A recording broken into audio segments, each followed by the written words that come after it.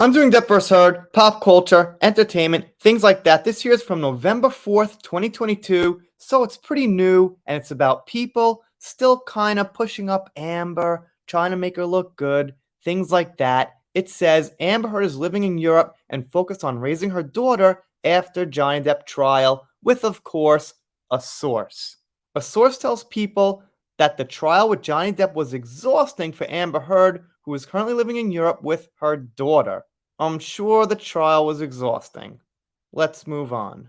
And by the way, it wasn't just exhausting for Amber, it was also exhausting for pretty much everyone there involved and working on it, plus even some people following the case, who lost some sleep over it.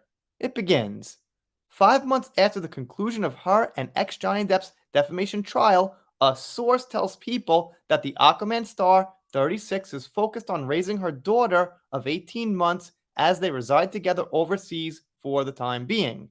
The trial was exhausting for her, the insider says of Heard. She missed her little girl. Wow.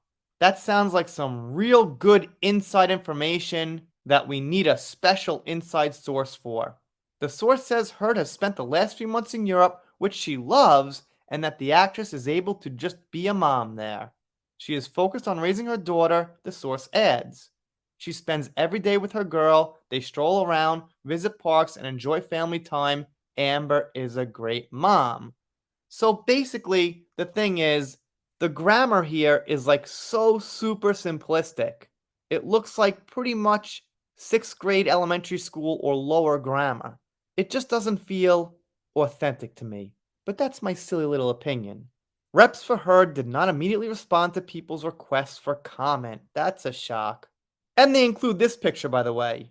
I mean, if you're somebody who doesn't know much about the case, you've only got a surface level opinion of it, this is supposed to look like a great picture. You're supposed to go, oh, wow, Amber's really a good person. Did that stuff really happen that they said in Virginia? I don't know. Look at this picture. It's so nice. That's what you're supposed to think. Back on June 1st, a 7-person jury found that Heard defamed ex-husband Johnny Depp 59 in a 2018 op-ed about domestic violence, though she didn't mention him by name in the article, though by law you don't have to mention somebody by name, because when somebody is like one of the top 5 actors in the world and they're super famous and have been for like 40 years, people know who you're talking about. He won all 3 of his defamation claims and was awarded more than $10 million in damages. Meanwhile, Heard won one of her 3 countersuit claims and was awarded $2 million in damages, which will be appealed. Okay, so here they actually mention the appeal. Judge Penny denied Heard's request for a mistrial in July. Shortly after Heard officially filed to appeal the verdict later that month, Depp's legal team announced that they would also be appealing her countersuit verdict. On Wednesday, his team made the filing in the Virginia Court of Appeals. Alright, best of luck on that. In August, a rep for Heard announced that the actress changed her legal team for the appeal. Elaine Carlson Brennerhoff, if I'm saying that right, stepped down while Ben Rottenborn became co-counsel, and she hired David L. Axelrod and J. Ward Brown of Ballard Saffe to lead. They're protecting the fundamental right of freedom of speech. And we've been through this 100 times. People should know better. She had her freedom of speech. She still can say what she wants. But freedom of speech does not include defamation of somebody. That's hurting somebody else's career and character, but you can still say it. No one's going to stop you from saying it. The op-ed got out there. She said what she wanted. No one fact-checked the op-ed and was like, we can't print this. You don't have freedom of speech. You can't say this. She was able to say it. She said it. And we've been here.